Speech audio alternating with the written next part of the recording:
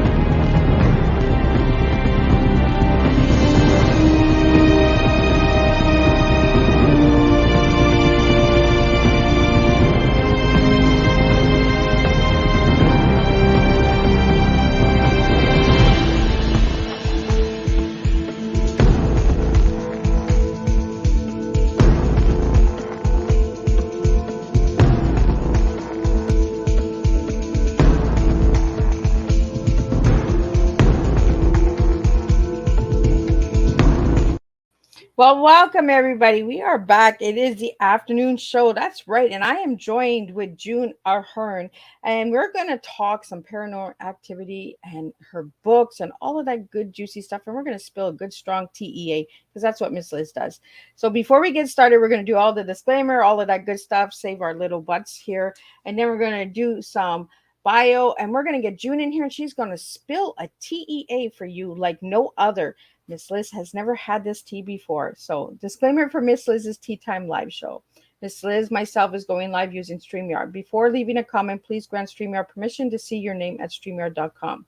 Please be advised that the content brought forward for any Tea Time show hosted by myself, Miss Liz, is always brought forward in good faith. However, may bring forth dialogues and opinions that are not representative of my platform. The facts and information are perceived to be accurate at the given time of airing. All Tea Time guests and audience participants are responsible for using their good judgment in taking any action that may relate to the discussion. The content brought forward may include discussions for some where they may be emotionally at risk. It is significant to know that this show is engaging in discussion forums only to offer and inspire awareness and connection and is not providing therapeutical advice. If you have any questions about the disclaimer or the panelist discussion, you may freely contact me, Miss Liz, through my email at bookingmissliz@gmail.com. Moving forward, should you choose to voluntarily participate in today's show in any aspect, I myself, Miss Liz, welcomes you. And should you decide that the show is not made for you at this time, I respect those wishes and will see you at a later show at a later date and time. And again, all tea times are done on Thursday this year in 2023, unless it's a rescheduled tea time. And then they will be on Monday or Tuesday. So now let me give you a little bit on June. And then June's going to come in and she's just going to spill some good old strong tea.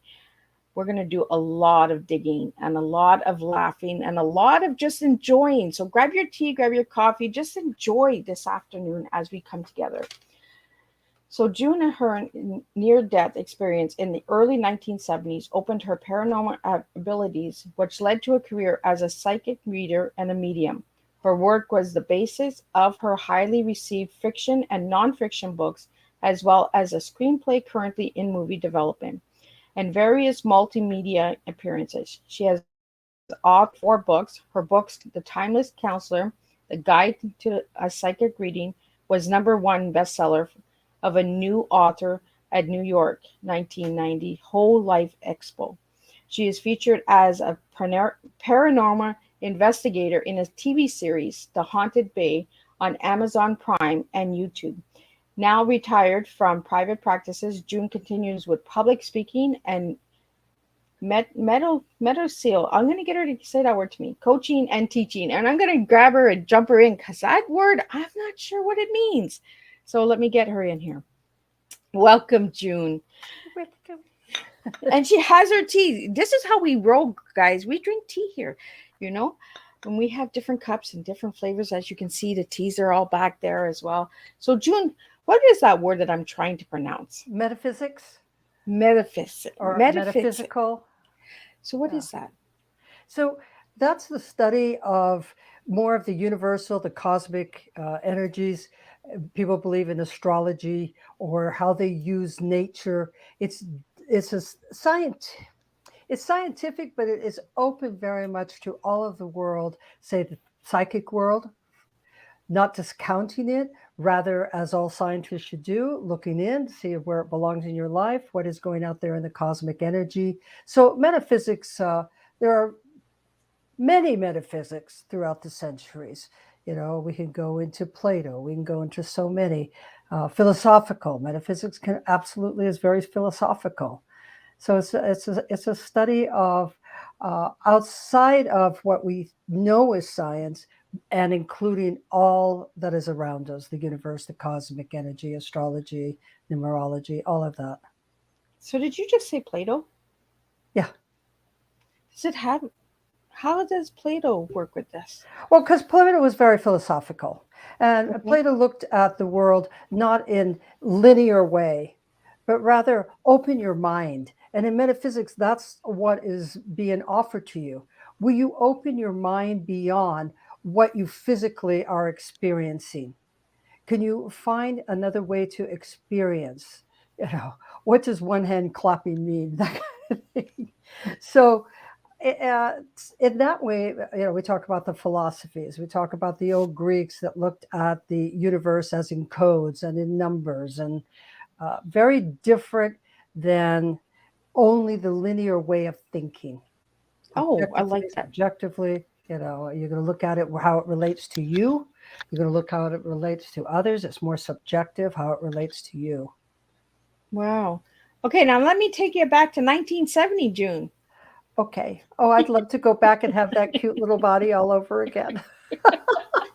Right? The 70s were good. I was born in the 70s, so 70s are good. Ah, yeah, yeah. 70s were trippy. 60s were really trippy. So let's go back to 1970. What happened in 1970 to you, June? Well, I was out on a date, first time date, with a handsome guy, and we went down outside of my city, San Francisco, and we went down what's called down the coast, you know, and we went to a jazz club, and I was underage, so I had my older sister's ID with me, though we don't look anything alike. They took it. After we left, I didn't realize that he had taken some drugs.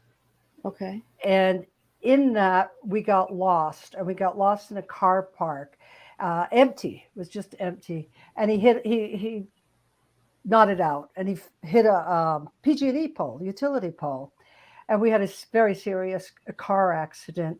I went. There were no seatbelts in those days. You didn't have to wear seatbelts, and I went through the windshield. Uh, but the dashboard caught me, came back in, and then came back in with the windshield all in my face. So all my face from here down was torn off. Ooh. You know, all the skin was down off of me. And all I could think about is I was bleeding on my new clothes because I bought new clothes for this date. That's all I kept thinking. Oh my God, my new clothes. When I went into the ambulance, well, before I went into the ambulance, I had there were how we got found. I should say that there was another young couple that was in the car park. They too were lost like us. They saw the accident. They had to go to a phone booth. And you remember in those days, you know, there were no phones unless you were Yeah. home, and they called it in. They didn't come back to the accident. I was sitting in the car bleeding just everywhere. And I believed I saw, or I know I saw, a beautiful woman, kind of maybe middle aged, outside of the car. And she said to me, "Don't worry, June, everything will be okay." Later, I had asked who the woman was, and I asked the policeman, and nobody's there. I went in the ambulance and I expired. So I was dead for seconds. I mean, I wasn't dead for long. They just said, "Oh, we lost you for a while there." They never really said what the while was, but I figured it can't be too long. And Yeah. that's when I had this really remarkable um, vision. I died. As I said, I died. I went to the pearly gates. They rejected me. I came back to Earth. But in that time, um, very difficult to even explain to people how absolutely stunningly beautiful for me the other side was. Serene, serenity, joy. All of those words is what I experienced. So how did your life change after that, June? Well, at first it didn't change right away. Well, because physically, I had to recover physically. I was actually in the hospital for a week. I mean, they don't keep you for in the hospital anymore. My injuries were so bad. And I was just trying to get physically better. And then I started to know things about people. I mean, I could be in a grocery store or I could be somewhere and I would look at somebody and just feel like they had been talking to me and I knew things about them, but I didn't want to ask. So that went on. Knowing things about people, we could call it deja vu. Like I would imagine that was talking or seeing somebody, and within maybe a couple hours later, the exact same uh, thing took place. Meeting with somebody, and then a little later, I started to. I had a visitation from somebody. I didn't know he was dead. Another time, then I found out later, and my sister had two friends that died. She was supposed to go meet him in Hawaii. I said, "Don't go." She missed her plane, and so I had told her, your friends have been killed. They had a car accident and they went off the road. Oh, So all of these things started coming to me, and I got really interested in, why, and I couldn't. Who am I going to talk to? I came from a pretty religious family. It wasn't like nowadays. There's a yeah. great, huge place where people can be acknowledged and respected for their intuitive psychic experiences. Back then, you just zipped it, or you were weird. You were weird. I want to get into that because you went like this, right? You're mutable, and that's the word you gave me to describe yourself as an individual, mutable. And you just went like this, and I want to jump into that word right now. Why do you feel like this? Well, you had to keep your mouth closed. So the mutable part of me would be, rather than me feeling, oh, I have to belong or I have to tell people. I learned very much, the other change in me would say, well, let's change into a more quiet person. Let's Oh, let's not get out there and do that and let people know all of your experience. And then I would change back again to having these experiences and needing somebody to talk to, needing somebody to explain to me what's going on here. I didn't really have very many. I had a couple of friends, and I went to a tarot class, and those people. So I mutated over to becoming a different June than the one I had been before, but I had to keep it mostly quiet from those that were the hmm. closest to me, family and close friends, because as again, it wasn't as acceptable. Only crazy people had could hear Well, voices. welcome to the club, girl. Because, like I said before the show, I have my crazy paper. So, if anybody wants to know why Miss Liz goes crazy sometimes, I actually can. I have my papers. I can do crazy. Well, as the song goes, right? You got to go crazy. It keeps you from going insane. Right? So we have a comment here. I'm not sure if he's asking a question or if it's a comment. So I'm just going to bring it up for you, June. He says, you have experience with astral travel. Seems I keep traveling it, but in the astral, I get grabbed out of a place I not prefer to go. Okay, I have astral traveled, yes, and at the beginning, it wasn't necessarily by will. And then when I realized what was happening, that I could astral travel to some places I wanted to be in. And then astral travel is the ability to stay in one place and leave your body, so to speak, on a psychic level and go to Okay. another place that you choose to go to, you want to go to. Now, if you're being pulled out of your body, then you absolutely want to find out what is attached to you. Why Oh, are you should not be pulled out of your body. You if you want to astral travel like Saint Jerome, would astral travel and go to different meetings, and everybody that was there say, "Oh, he was here. I saw him," and so I guess I would question why you're being pulled out of your body. That is something you would want to speak with a medium about. and find out what's going on, what's surrounded you, what has attached to you, what kind of energy or entity has attached to you. That's not what it should be. I'm telling you, that's not a good thing. So, June, you just mentioned medium, and you are a medium, correct? Correct. So, what's the difference between a psychic reader and a medium, or are they together? Well, they can be together. I mean, I Okay. certainly was together. As a matter of fact, I denied being a medium for a long time, and I had a couple. I had one client that kept saying, recommended me because I only took recommendations. I never advertised at all, and I was busy. And so, a psychic reader is a person who clients come to, and they would like to know about their life. You might want Okay. to know about who were you in a past life. Uh, what was plaguing you in this lifetime. Usually people want to have you, oops, I think my little necklace just fell off. The, There's a lot of weird energy going on with us. and so, oh, oh, what's here? Anyway, so, and the psychic reader may not interact with spirits of the dead, Okay. or even what you call vampire spirits, low grade spirits.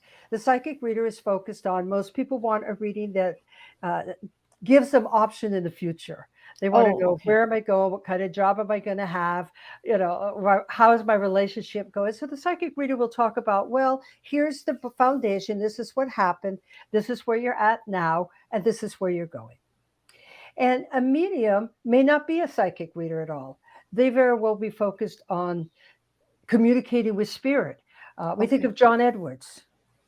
He's a good example. For Yes. me, he's a good example. I know people He is think a good. he's phony, He but is a I've good. watched him enough to say he's not phony. Yeah.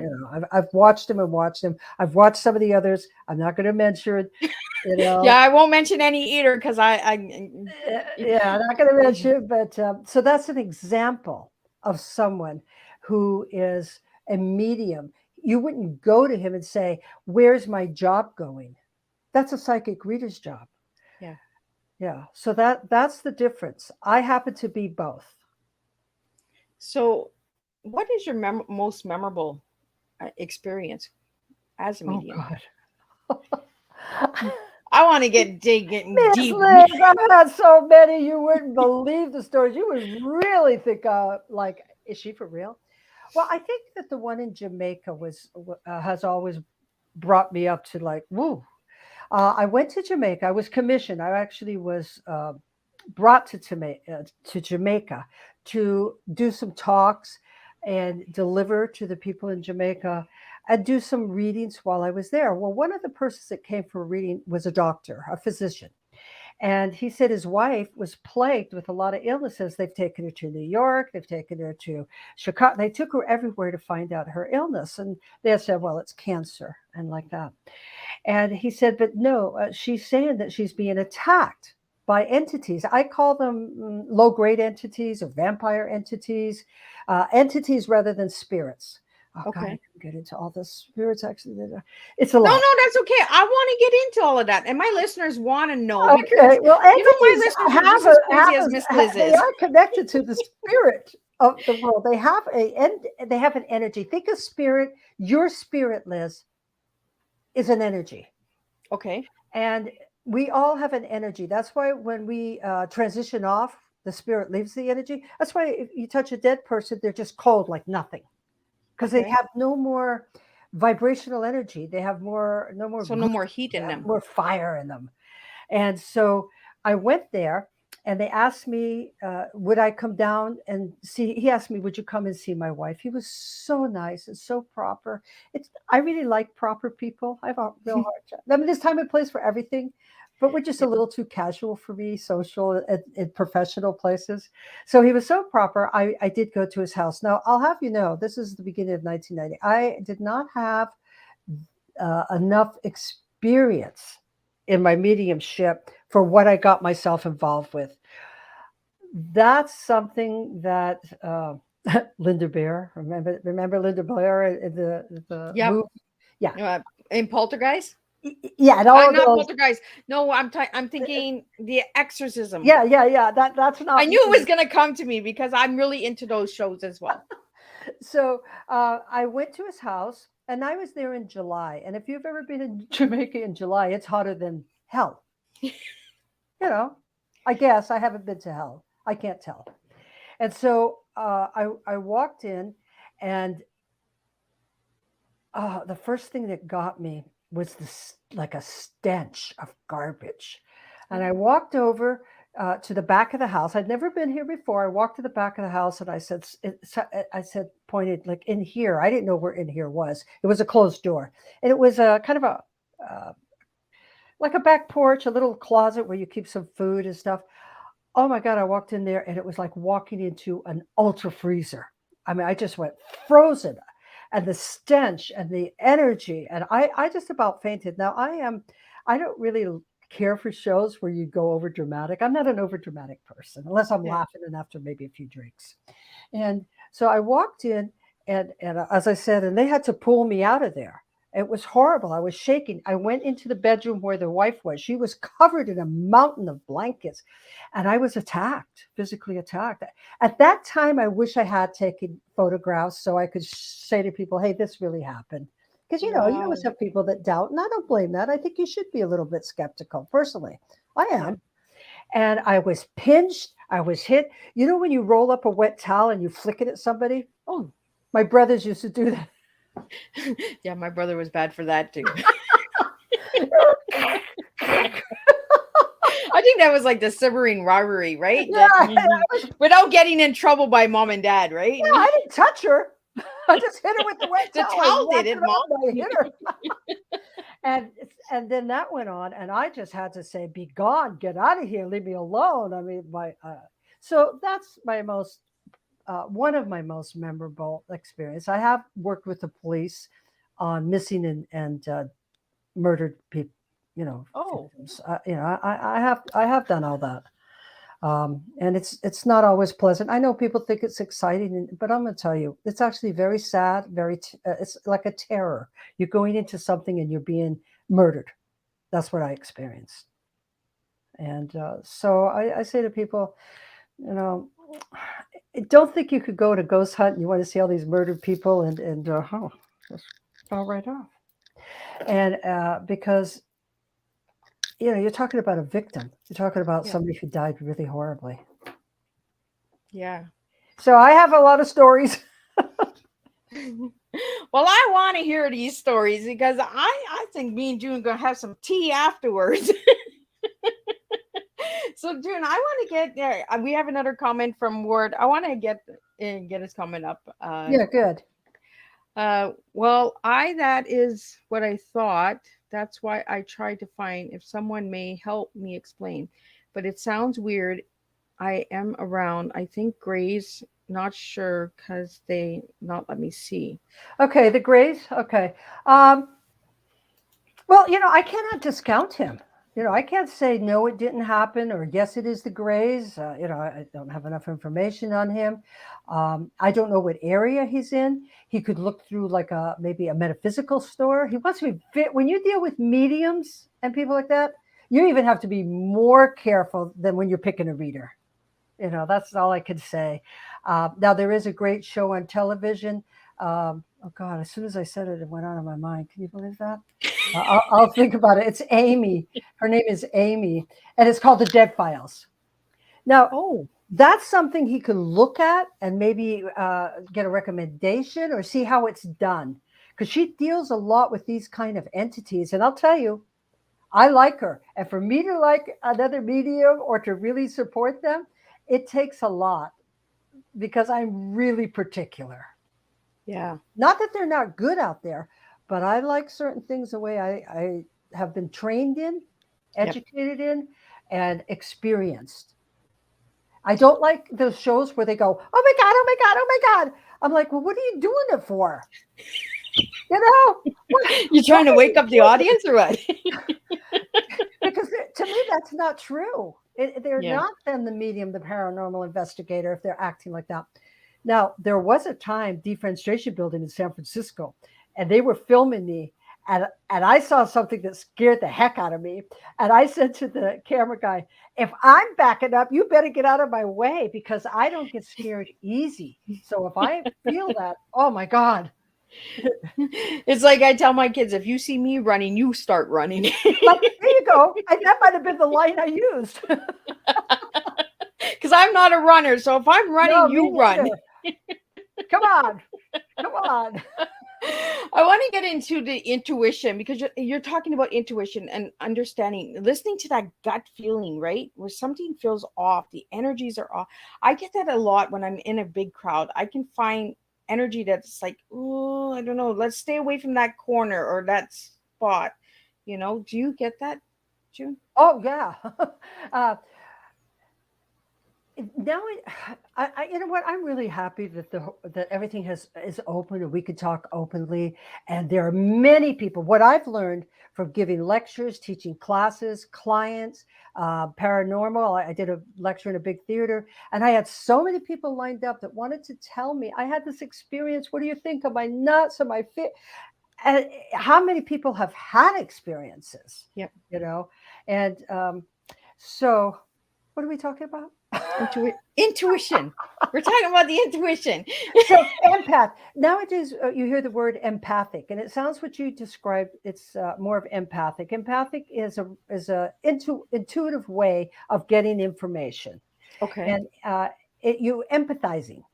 Yes. And when I had students and teaching students, I said, listen, empathizing's okay. You don't want to get pulled into sympathizing. Oh, okay. Once you start sympathizing, you're becoming the other person. You're picking up how they feel, what they're experiencing, what their thoughts are. When you're empathizing, you can't stand a little distance away. Most people that use empathy, I'm empathic, really are beginning to sympathize. And this in the psychic world is a problem for the person.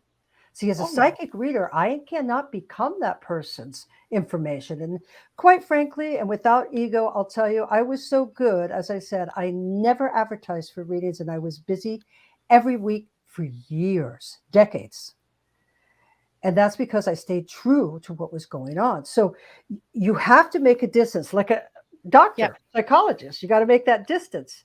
So empathy could be a very difficult experience. And that's why I like to teach people the difference between being empathic, and being an intuitive person. And you're an intuitive person, you can make that little bit of distance and still have the same reaction. You just learn how to associate. Is it intuitive feeling? Is it yours? Is it somebody else's? How do you deal with it? I like that you're bringing this up, June, because I can't even say the word. Empathic, feels drained a lot, like gets tired a lot, and I can understand now because they're turning into the other person. So whatever that energy that person is carrying, you're actually pulling it in. So it's almost similar to what Ward is saying here. We're getting pulled in.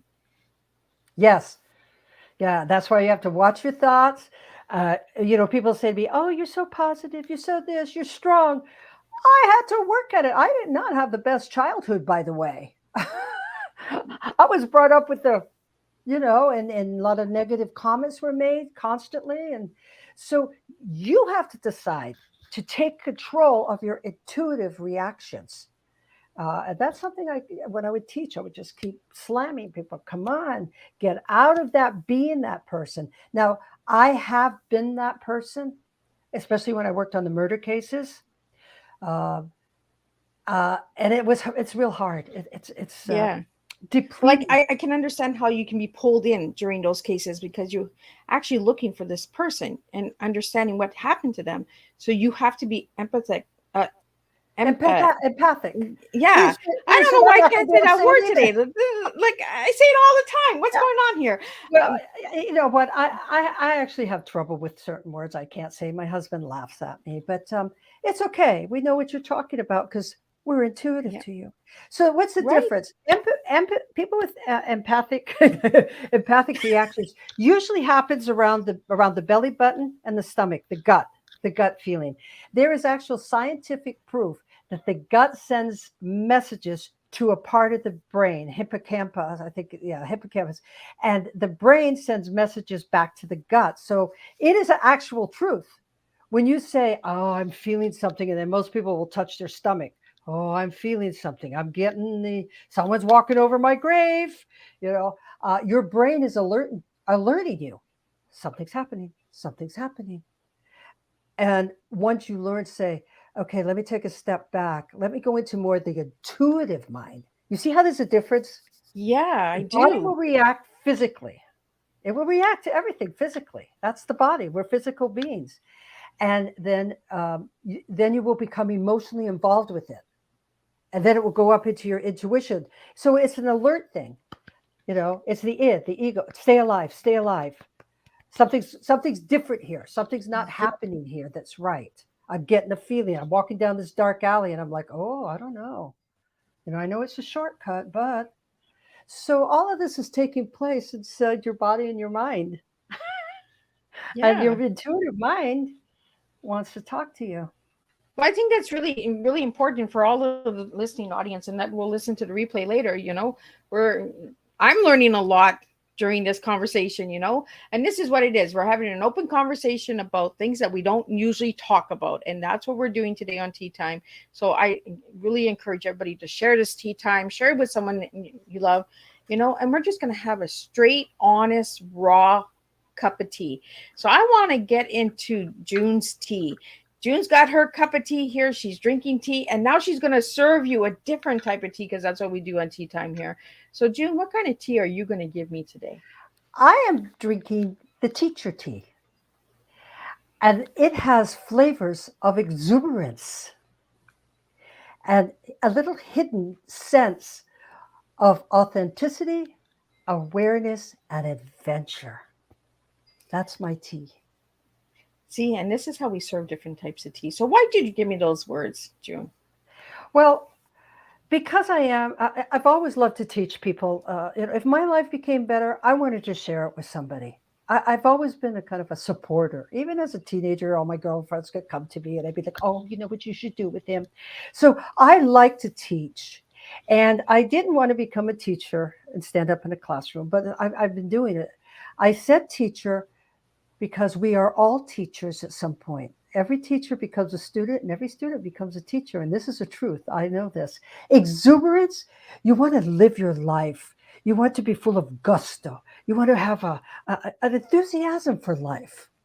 And people say to me, "Oh, you're so enthusiastic about life and everything." And I said, "Well, not always, but yes, because we're here. We're here for a very short time. I mean, I'm in my 70s now. It's going to be adios for the next, if I make 20 years. So you want to be exuberant. Authenticity. Who are you? Not who is what your family said you are, what your friends said you are, what society said you are. I mean, you can get feedback. I've learned, I have friends that really supported me when I came out as a psychic, and thank God they did. When you live authentically, you are not so influenced by everybody else's thoughts. Social media, people are like, "Oh, yeah, I feel this way." But do you really? Do you really think that way? That's the wonderful part of being in touch with your intuitive mind is authenticity, who you are. I said adventure. If you don't think about life being an adventure, you're not going to get to that living authentically what you want in your life. So if you think that it was easy for me to get where I'm at, I had numerous, probably more challenges and struggles than most people who uh, have a safe life. And I'm not down on that. I think it's great. It just wasn't great for me. Awareness, the great of living authentically with your intuition. And intuition, the psychic mind's here, intuition's here, the imagination's here, and it all goes in a line how it comes. Then you tap into realities that you may never have considered in your life before, read about, heard about. Truly, truly what has happened in my life by living authentically with my intuitive mind. That's And I why. love I love it, June, because being authentic. And you mentioned these eyes. You were coming down the ladder, and they all started with I. So it's with us. It's within us. You Yes. know, the imagination. I don't get a lot of people that talk about imagination. So I want to talk about imagination. What do you think of imagination, June? We want to think about children. We hear our little children. If you haven't been around children, you gotta they're groovy little things. Like everybody else, they're human, they have bad days.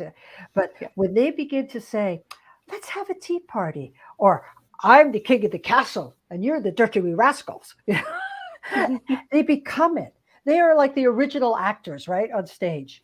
And their imagination begins to teach them about themselves, about what's out there, what they can create. You see preschool and kindergarten and first grade, second, they use a lot more art.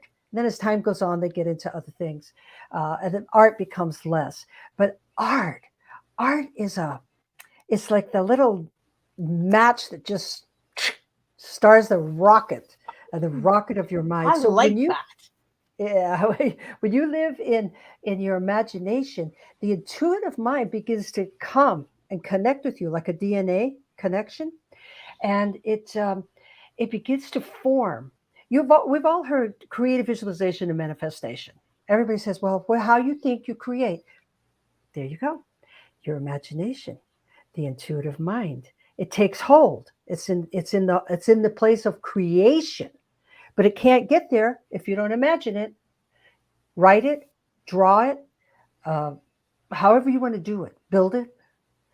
And then your intuitive mind starts saying, you know what? I want to make my life like this. That's that following your heart thing. That's following your intuition. I want to make my life like this. I want to have this. And your intuition begins to guide you. Now, does that mean that everything you get that you believe is intuitively is going to get you what you want? No, it doesn't. What it means is it gives you some steps on your path to what it is you want. That's why people are afraid of it. Like, oh, I failed. No, no. Keep following that intuition because it's got little hidden keys, little doors like the little gnomes go into. It's taking you somewhere. Alice in Wonderland. And that's the imagination and the intuitive mind. They're little friends together.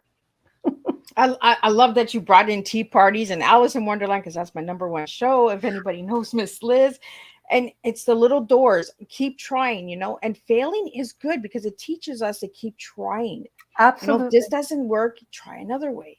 And I love that we're talking about imagination because we don't talk about it enough. We're taking this away from our children today in today's world. We're saying, no, you can't imagine that you're going to be a rocket star or you're going to be, Alice in Wonderland. You're going through doors. We're telling our kids, no, no, no. Let's tell our kids, yes, imagine. Yeah. Open the minds, free yourself from all this heavy stuff. We were talking about this before we went live. People that are heavy, people that are downers. We just got to let them go and get on another train because our train is just going in a different direction. Yeah. And I want, Just release them with love. right? I want to Yeah. get on June's train and I want to travel with June because June is my kind of girl. Like she just takes me down Alice in Wonderland, my kind of girl. June, I want to get into the Pen Goddess. I found your website called Pen Goddess. How'd you get that name? Well, I'm an author. I like to write, and I haven't written something. I'm still trying to get back to the sequel of one of my novels. Um, and I'm very much into the goddess religion. Being brought up in my religion, Mary, Jesus's mother, was a huge part of it, and especially European. I came from Scotland to United States, and so I grew up in a very more Scottish household. And in Europe, Mary, the Blessed Virgin, however you want to call her, the mother, is an important part. And therefore, I got later in life, as I became more aware of the goddess religious, I decided that that worked better for me than the religion I had been brought up, baptized in, and went to all the parochial school I went through. So, well, no, I went to the public high school because I wanted to be near the boys. And yeah, What kind of girl? I'm telling you. well, that little passion, that exuberance is, oh, I want to be near the boys. I had imagination, girl. Yeah, and it wasn't going down anymore with the nuns. I was a bad girl. I Right? was a ruckus rebel teenager. You wanted some adventure. Oh yes. Oh boy. Oh boy. No, that's another whole show. Some other place, another thing. So anyway, what are we talking about? Oh, we're talking about the goddess. You had me there, and I was like, "Oh, where are we going?" So with respect to the muses, respect to the goddesses, and the creativity, very much became involved in the Wiccan, pagan. I'm a witch, a practicing witch, amongst other things. So I really respect the, father, son, the Sophia. The Sophia is the female influence over the whole world. That's another whole study. I just keep studying. I mean, every day for me, I pick up a little something and study, and it all makes sense how this world really is surrounded by the energy of the female principle that unfortunately mankind, because that's what they call it, mankind, has taken that and diminished it in this world. If you go to Europe, it has a stronger aspect than in America. America does not have a strong female aspect. Wow. And you mentioned something. It just hit me. You said you were from Scotland. Yes. I So was do born you in have Scotland. I any? came to this country when I was 6. So America. do you have any history of ancestors that were mediums? Well, my my mother didn't want to admit it because, after all, she was a good religious woman. But she had dreams, and her dreams were like prophecies. And when she had a certain dream, it would happen. And she was really into a show called One Step Beyond. You wouldn't know it, you're too young, but it was on television forever, and it was in the late 50s. You can find it on YouTube. And they really explored the kinds of different experiences people like myself and other people had that socially were unacceptable, uh, you know, uh, maybe by culture or whatever. And so she would talk about that, and she was very in it. She used to she read tea leaves, and she was really good at it. And her mother was kind of into it too, but it wasn't. Again, you could not come out of this part of the religion to really get into it. I'm going to tell you an interesting story about the first place we lived in San Francisco, if I may. Yeah, go ahead. So we lived on a street called Market Street. It's a very thoroughway in San Francisco. When we first came to America, we had a flat above a store. And later, not then, but later in life, I found out that it was a woman. By being on social media, I found this out. There was a woman and her daughter that lived up there, and she was a reader and a medium before we moved in. Now, downstairs to this store is called Crystal Way. It's a store that is a metaphysical store, sells crystals, does readings. And the building upstairs, our flat, is filled with healers and readers. They all have their own little room. So that building alone is really pretty cool. And I kind of write about some of that in my novel, The Sky in June. I kind of included some of that in there. Wow. Yeah, isn't that interesting? Yeah, that is. Like, it's funny. Well, it's not funny. It really is amazing how things come together, you know, the past, the history, the present, and that's why I serve tea, because it's the past, the present, and the future.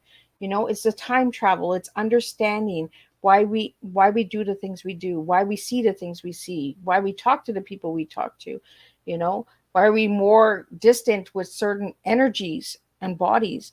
And that's why I really wanted to speak with you, June, is because there's so much of it that is unknown that we don't talk about. And it's like you said, we have these people that are going, oh, I see, you know, that's not how you see things. That's not how you, the spirits don't connect like that. They don't try and make you turn into some weird. Well, I mean, it can, but I jangy love the way, if you watch Dead Files, I love the way Amy handles it, the medium there. So that's how the pen goddess came, because I take up pen and I write, and I am a devotee to the female entities, the female energy that surrounds this planet. So do you find that you're connected more with the female energy than the male. Yes. The So do you know creator, the why? imaginative, the yin, if you think of it that way, yin and yang. But you have to balance though. It's not only being connected to the yin, the female energy, it's how you're going to project it with the yang, with the fire energy. How you're going to walk your talk. You can think it, but you got to walk your talk.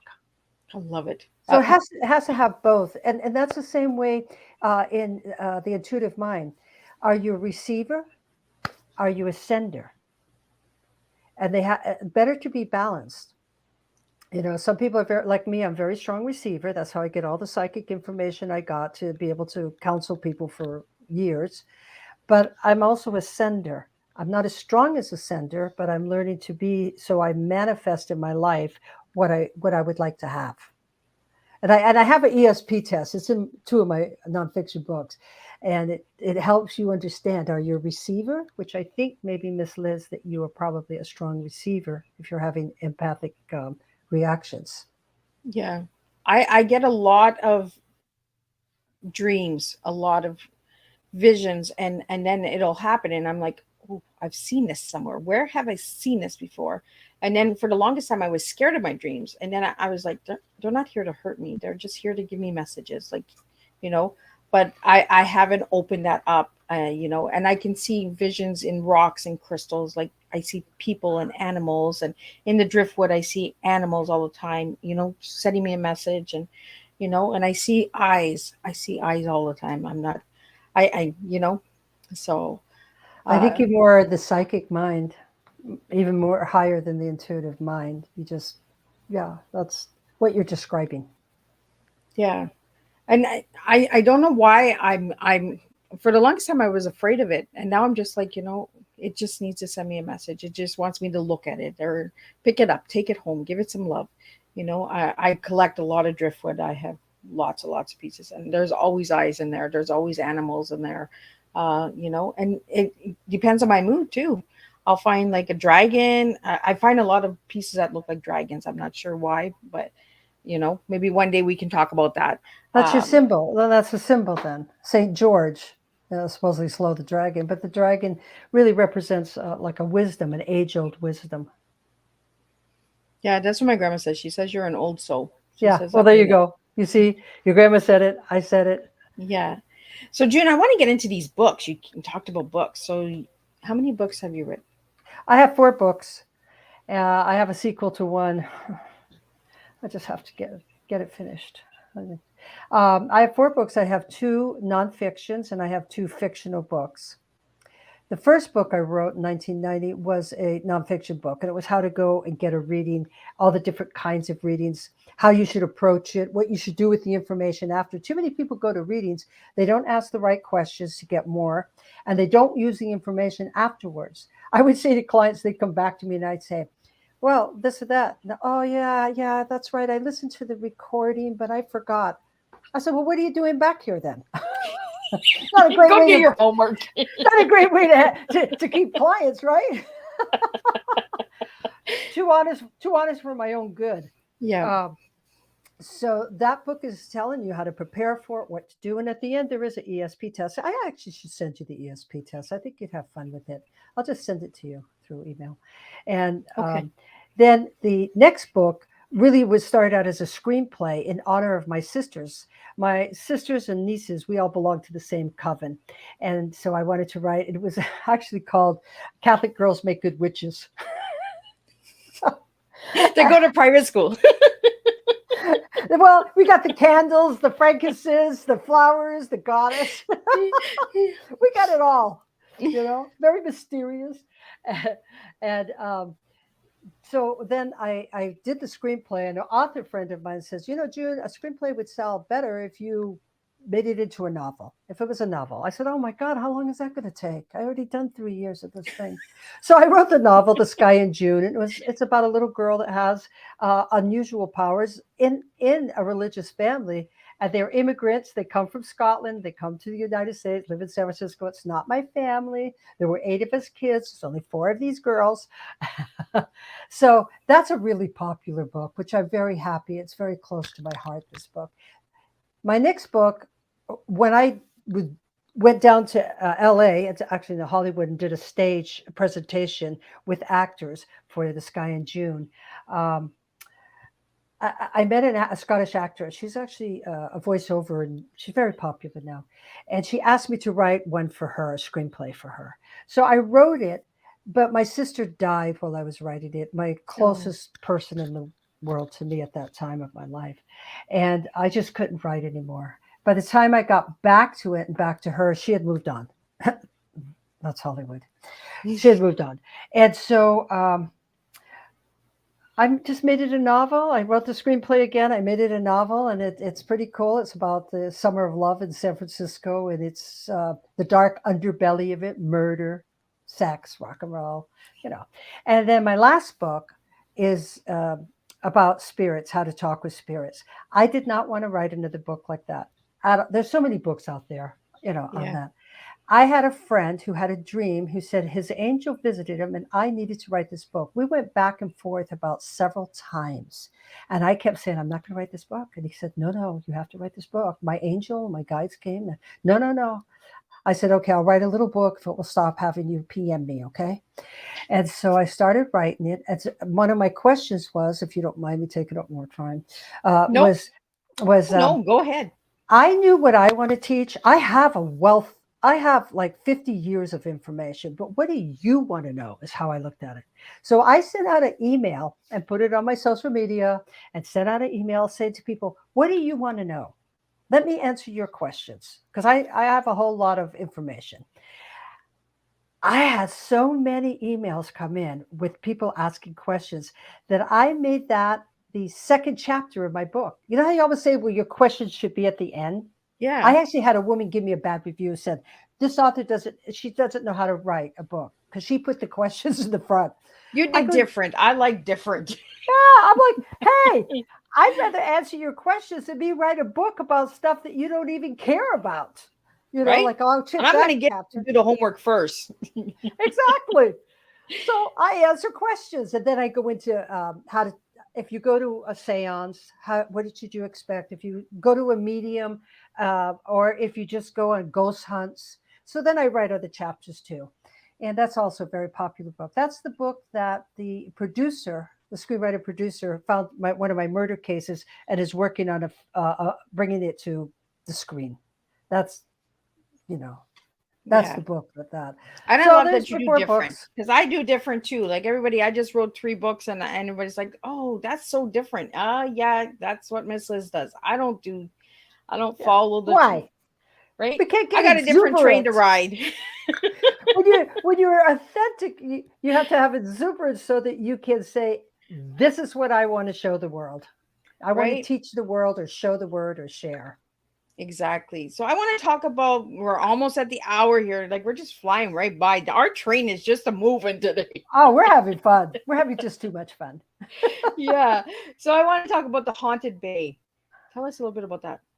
So Ying, who is the producer, Ying Lu, she had come to me a few years before for a reading. I was still doing readings then, and her mother had just passed, and she was, grieving very heavily. So we had a reading. It was really interesting in the reading because she recorded it, and she actually put it on something on YouTube later, like. And how right on that I was. Even I'm always surprised. To tell you the truth, when I find out how good I was, I'm like, whoa, I'm good, huh? Look at Rigo. Whoa, whoa. I'm always surprised as everybody, the person coming to the reading, I'm probably more surprised.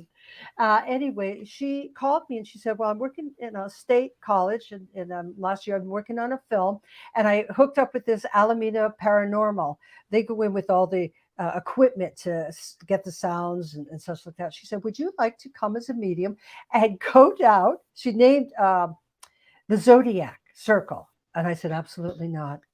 I would never do that to the living relatives. Go in and do that. I said, I don't recommend that you should do that because some of the relatives are still living. That's painful. So then she said, okay, I have another place. It's the Condor Club down, on Broadway. Broadway. It's a strip joint.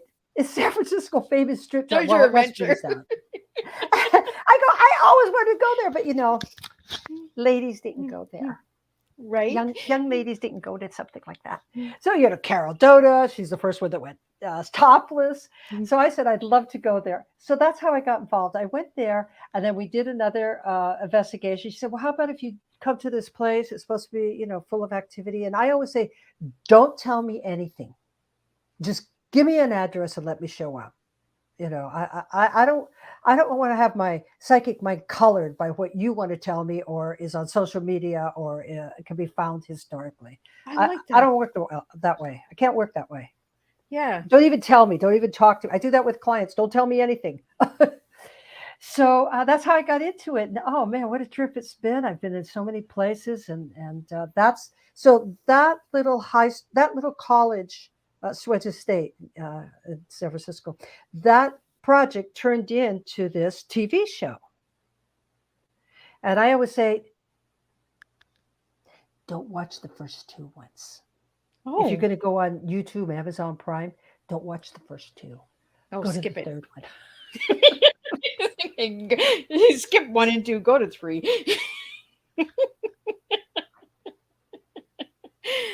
She's mutable. So You're a is lot there a of fun, reason why Miss we Liz. don't want us to watch 1 and 2? So what's that? Is there a reason why 1 and 2 shouldn't be watched? Let's move on to another subject. Well, because they did that before they really refined themselves, before they Okay. really refined what they were doing, and people had commented that they just didn't care for it. So it's not really as refined as it moves on. We all became more refined, or with the filming people, the editing people, everybody became more refined in how they did it. Sometimes you That's the just gotta best way. skip Yeah. it, So and that's you just that's go to why I say 3. that. Yeah. You know, Sometimes you just gotta skip it, right? You just skip the first 2 steps and jump yeah, to the yeah, third. you can also go on YouTube. She still has some on YouTube that you can watch. Our paranormal investigations, The Haunted Bay. Yeah, if you want to watch me, because they don't. There's others besides me. Well, there's one or two, but so just put The Haunted Bay with June Ahern if you want to. You know. So June, I want to get into the last question. We're running up to almost to the end here. Okay. Your favorite color is yellow. Why? Well, since I'm so mutable, it is now. It could change because it's so alive, right? It's exuberant. It's just a lot. When you look at it, there's a cheeriness of it. My bedroom's yellow. I Oh, love it. I used to love the blue. I used to have a blue bedroom. Then I had a kind of a fuchsia pink bedroom. But then it was just like yellow. I want to wake up in the morning and just feel, ah, not that I do every day. I'm just like everybody else. I have really down times. But just that yellow alone. Yellow is such a positive energy. It's seen in the third chakra, like the sun. It's the sun coming up.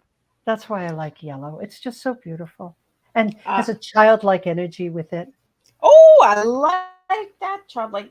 You're childlike. You play in a lot. Your imagination. It just explains who June is. So June, what message would you have for everyone who's tuning in today? What I'd like them to do is not be afraid of their intuition. If you have something you don't understand or it frightens you, you stop and think, why am I experiencing that kind of reaction to what my intuition is telling me? Is it warning me? Or is it trying to get out of my own self belief that something's wrong with me or something's wrong with the world? Oh, that's another topic. And, so trust your intuition, but by educating yourself. You have to educate yourself to be able to trust it.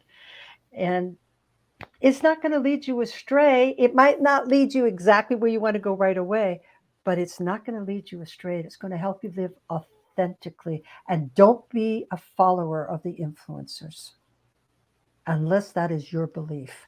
That's what the intuition does. It gives you a strong self identity.